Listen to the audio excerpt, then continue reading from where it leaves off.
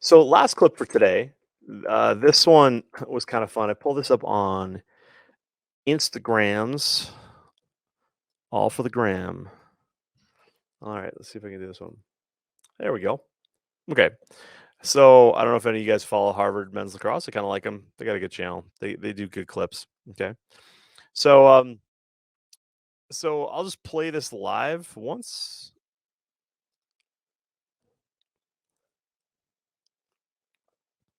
No, sorry for the lag. Let's see if we do this again. No lag. Why is it lagging? I don't want the lagging. Let's try this again. All right, I'm just gonna toggle through it and see what I got here. Okay, so let me just move my FPS and we'll get talking on this one. Sorry if you're listening to me on podcast right now. You're probably like, "What the hell?" Just get to it. So hang tight. Okay, sorry for my Instagram folks. You're not gonna be able to see this. So too bad, so sad. But thanks for watching though. Nora Lee, hey Nora Lee, Ben Callow, I see you too. Okay, all right, so there's a lot to talk about in this little clip, and I'm not going to talk about just the goalie. So, but watch this. Uh, this is just a little alley dodge with a pick, and I will get back to talking about how horrible the defense is here. This is really a bad deal. All right, but right here, when we talk about stance, right? So this, uh, so wide stance, all right. I'm okay with wide stance based on your strength and stability, depending on your age, your height, your size, all that stuff. Now, Harvard has a couple really tall goalies. So it's when you're a tall goalie, it's actually quite easy to get in in a in a wide stance. You got long femurs and all that stuff. What I don't like though is wasted uh, body. So I call that base save potential. So the volume that you take up in front of the cage, that's your base save potential. So if I've got a big goalie, they're going to have a higher base save potential than like a little guy or a little girl, right? I got an email this week from a goalie. She's 5'2", and she's like, "How the hell do you stop off stick high shots?" And I'm like, "You grow, damn it." No, I didn't say that to her. That would have been mean, right? So stance wise, this goalie's in a pretty good spot. Like it's quite efficient, right? It's quite efficient. I don't like the vertical stick. I would like to see the stick a little bit more angled, because it's going to bring that his left elbow more into this space, which increases your base save potential. Like I learned this in ice hockey. Like you don't want to have a lot of redundancy in your equipment if you can. Okay, and you don't want to waste a lot of your equipment outside the cage, but that happens a lot in hockey because of where the puck goes and angles and how the puck can be shot and things like that. Okay. So overall, I don't mind the goalie's positioning in the cage here, but one thing here is when you start to look around like at the feet here, you start going like, maybe we're wasting a little bit outside the post, but if we bring it inside, then we're gonna have little angles here by the knee. So I don't mind this. I really don't mind this. Okay. So as this but one thing I'm going to point out to you is, can you see the pocket of this player's stick? Okay. So for those of you guys that are kind of in my age demographic, like if you remember back to like John Zilberti in Syracuse playing with like a really shallow pocket, or heck, pretty much everybody who had a pocket that was really hard to put a pocket in, those days are gone. And what it's done is it's actually caused shooters to have a very limited uh, ability to shoot the ball. So John Zilberti, for example, like had a very shallow pocket, and he could have the stick like tight, like in kind of in that bubble, and he could rip off a shot like top corner from his ear. Like the stick would come back to like his ear, and he was just gone. And the ball would just come out. He could also like then just jam his bottom hand underneath his top hand, and then angle that stick, and that ball could go down. But when you have a deep pocket, to make certain shots, you have to have a big windup. And if you don't have that big windup, you're not going to get those certain shots. So this player, as he comes down, this is what I was talking about earlier in that other segment about understanding the language of lacrosse. This goalie doesn't understand the language of lacrosse. in this particular case, because 33 has their stick like basically tight to their ear. There's not much they can do here other than right here when when his hands come forward, all that he can do with that ball is really jam it low because of the lip in the stick and the depth of the pocket and things like that. It's most likely where this ball is going to go. And so what that means then is that you have to cover 5-hole as quickly as possible. And so what you'll notice here is like the ball is already coming out and the goalie has yet to move. And so I'm watching the goalie's legs here, right? There's nothing here. And now here, this is where you start to think like, wow, this left leg is kind of a little bit wasted outside the post, right? Just a little bit, all right? And that comes in. That's important when you're trying to make the save because it's extra distance. Now, what I would like to see the lacrosse goalie of the future do is drop like an ice hockey goalie would or a baseball catcher would. Like we have beautiful examples of athletes who have trained for that move, who have done it and can do it really, really well in those two sports. And and the reason why a lot of lacrosse goalies don't do it is because they aren't protected enough. They're not doing it enough in practice to really feel good making that move. So instead of dropping, what they end up doing is doing this kind of what I call the half-ass knee tuck. All right. Right. So there you'll see the ball kind of pop in for a second. It's right inside his right heel. Right inside his right heel and just goes 5-hole. But the primary move here, the goalie is not trying to get his feet in front of the ball, right? What he's trying to do is get his stick down and then pinch the legs together. But the truth is, if I took a soccer player, like a really good soccer player, like a world class level soccer player, and put them in the cage, they would take this ball off the inside of probably their right foot. Right? They would be more weighted on their left leg, not leaning on their left leg, just loaded on their left leg, and that right foot would just boom right there. They would take it. They'd probably juggle it from there. But as a lacrosse goalie, this is what I talk about. This is where lacrosse goalies exhibit poor skills that we've seen mastered in other sports. And so, what's really important here is that you can see how this, the move is not super uh, authoritative, right? It's like, I'm kind of there. I wanted to get my stick there, but I wasn't gonna like take it off the nuts, right? That's where how your goalie needs to move. Is that your goalie's got to go down like they're gonna take it off the balls or the lady balls.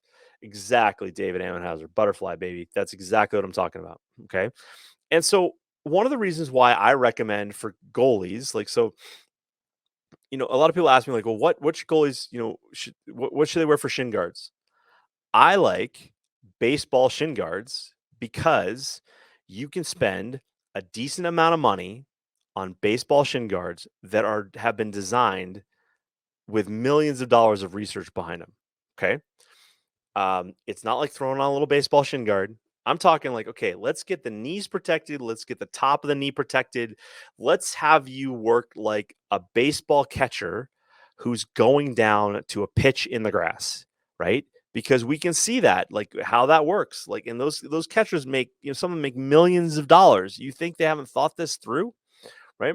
Whereas lacrosse goalies going like, oh, it's hot today and the turf is hot and I don't want to go down on my knees. Well, no shit, you don't want to go down on your knees because you're not protected, right? And so that's where even at Harvard, where we got a bunch of smart lacrosse players who I know they get given grief that the only reason why they're there at Harvard is because they play lacrosse and they probably didn't have the grades to get in, yada yada.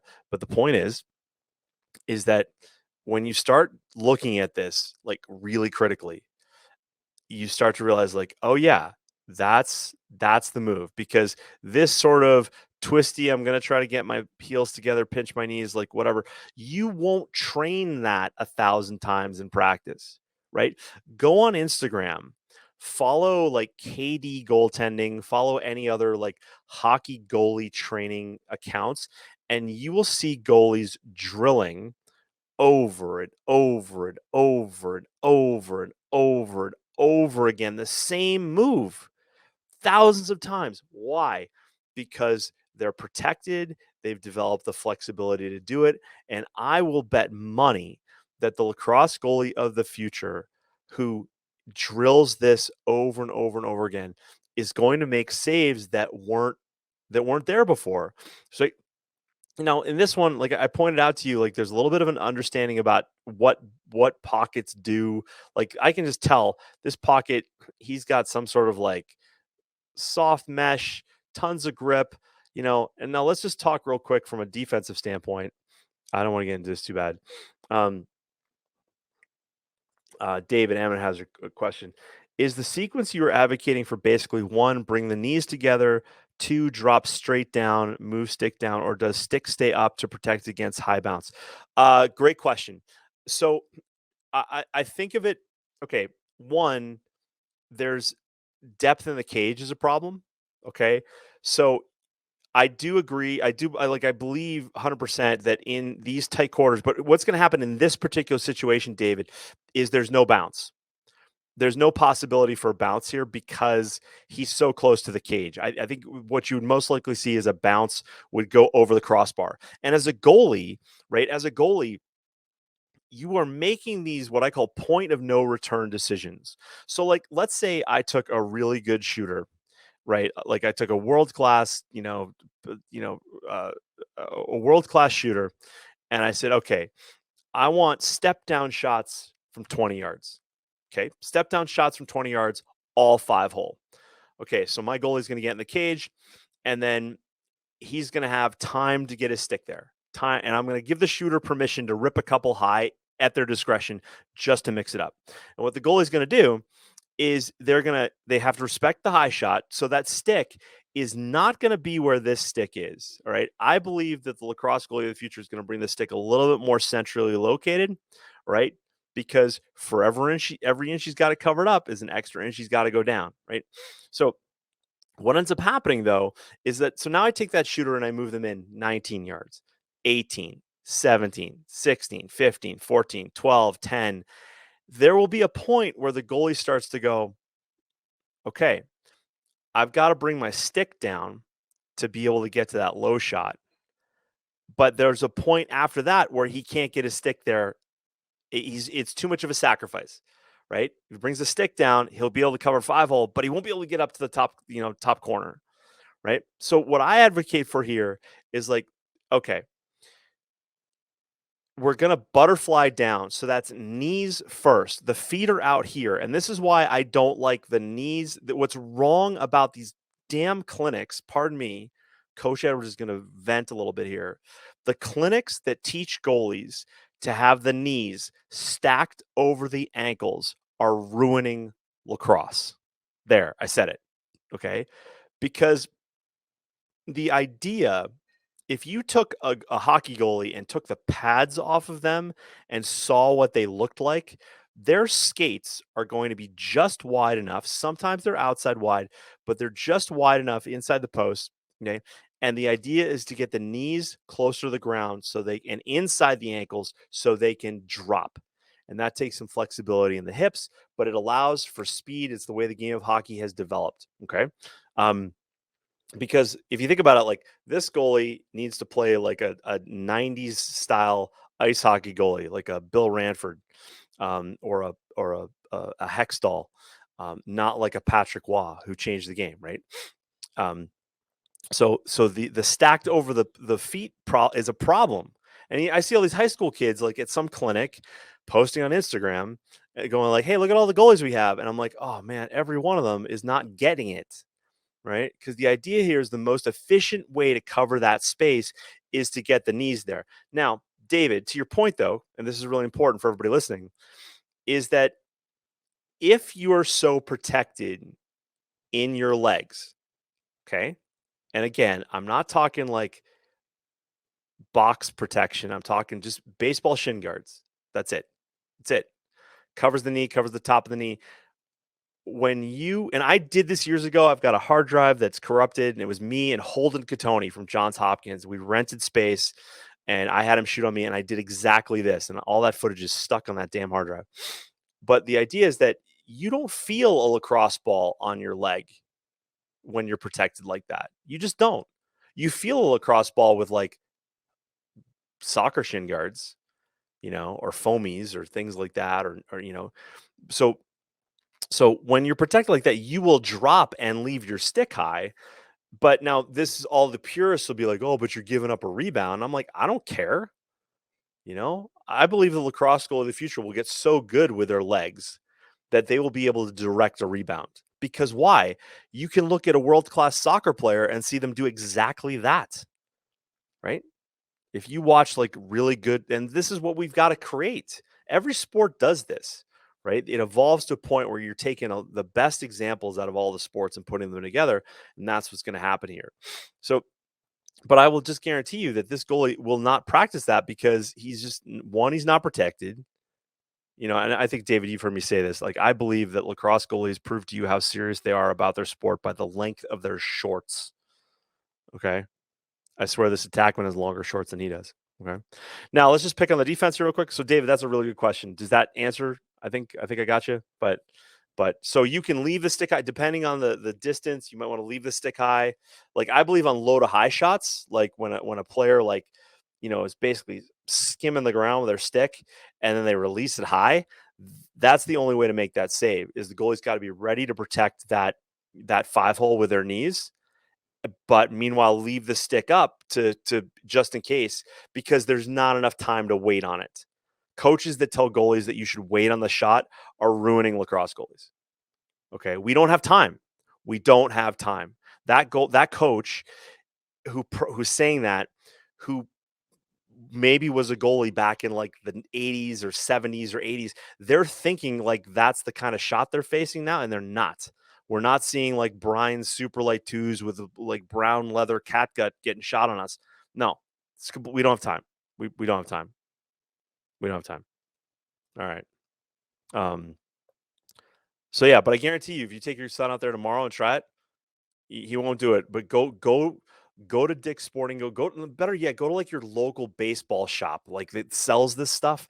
Get a pair of like Mizuno. I've got them in my closet, like Mizuno Pro level pads that have like gel around the kneecap and they strap on nice and like whatever. Get him in the cage and take his stick from him and go. We're just working on low shots today. Let's see how we do. And they'll be unleashed. Right, unleashed.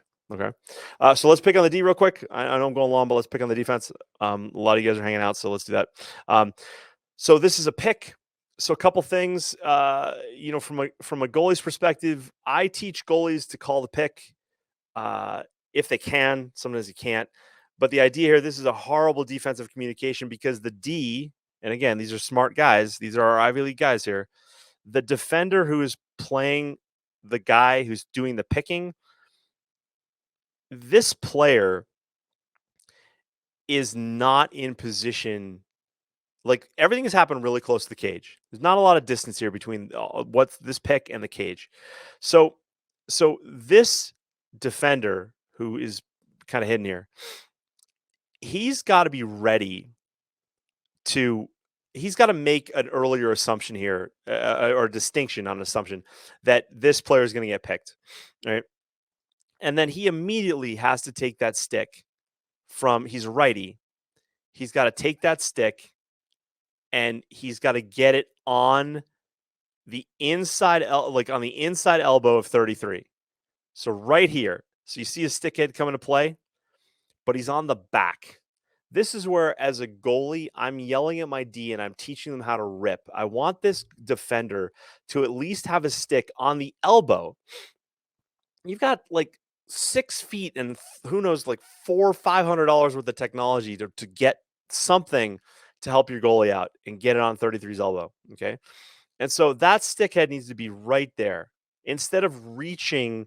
Like, you may as well have put down the $500 stick you have and just try to get your hands on them like a lineman. This is horrible. Okay. And so the idea is that this whole defensive situation could have actually helped this. It would have been tight. Don't get me wrong. It would have been tight, but it would totally help this goalie by just getting a stick on this side elbow right? Because if you can get both hands on a cross check on the back before this ball is released, then you can get some of that carbon fiber in front of this guy underneath underneath the elbow, and you're just looking to hook him. You're just ripping it like and then what'll probably happen is this guy will get hung up. He'll get one hand off the stick and he'll run around the crease and you'll live to play another play. But instead, these really smart Harvard guys are not doing their thing. Okay. So it's poor recognition by 34 on the D. It's bad stick placement here. And then that results into a really tight shot that I think the goalie could have saved, right? If that goalie is training daily on learning on how to drop and play like, um, yeah, yeah, Rob. It all Hien Vo, wow, on YouTube. What are the leg pads called? Baseball shin guards, baseball catcher shin guards, baseball catcher shin guards. I think every youth program should have a couple pairs of baseball catcher shin guards in every bag, and give them out to their goalie, new kids, and just because another thing, just to back on the shin guards thing, is when you have that protection, like as a team, like in a bag, like, hey, who wants to try to goalie? You're gonna have more kids get in the cage. Okay. Um, Rob Shepard, that would also solve Ashby's like dropping down his right butt cheek that he's still doing. But anyway, I digress. But it all started when he didn't switch in time. Yeah, that's true. Yeah, yeah, that's very true. Um, it's just and I get it. It's Harvard. This looks like it's the fall. There's leaves on the trees still. Maybe it's winter. I don't know. It looks like a nice beautiful day. We're working a little like 3-on-2 or maybe 3-on-3. Oh, it's so sunny out. Like the sun's. I don't know if this is early. Maybe it's early. Sun looks kind of low in the sky. He's realizing why that the girl is going after the Facebook creator and not the lacrosse guy. It's just it's all woe is him, and he's slow on the slide, and it just ruins everything. Um, awesome. He's he's hitting these now, staying off. Guys, I will finish with this. Bob McGee, thank you, sir. This will be and when I finally get these sweatshirts printed and ready, that's what the logo is, right? The logo in the corner of the video is I don't know if I can show it to you now, but my motto is changing the game one goalie at a time. All right, let me just move this away. Remove that. Right, changing the game one goalie at a time. If your goalie is going to play this sport, I want you to realize that if they're just thinking about making the varsity or playing, or getting seen this summer, whatever, they're thinking too small. Okay. Because what we need to have happen is we need goalies, we need athletes in general, but in goalies in particular, who want to change the game. And when we can't have like a national championship final where goalies are saving like 48% of the shots. That's just not good enough. Like that sucks. And there's so many people that are just like, yeah, okay, cool. And what ends up happening, guys, is it trickles everywhere. It trickles into bad defense, i.e., like this video. It trickles into people thinking like, oh, that's normal. It's not normal, man. You just have to look at other sports and realize that we have phenomenal examples of athletes making saves. Like, so, there's a guy on TikTok. I'm sure he's elsewhere, but I think it's called Pitching Ninja. And it's this dude that does all these really cool videos about pitchers. And what's fantastic to see is that with technology now they can graph out the they can show a pitcher basically with their release is the same, like their wind up, their release is exactly the same, but what the ball does after it leaves their hand is amazing. And I've learned so much watching these videos because I knew that there was a curveball, but I never really understood that. Wow, it's like the same freaking release. So what does that do to a batter? It's just like a goalie, whereas like, you wouldn't know where that what that ball is going to do until you could spot the ball.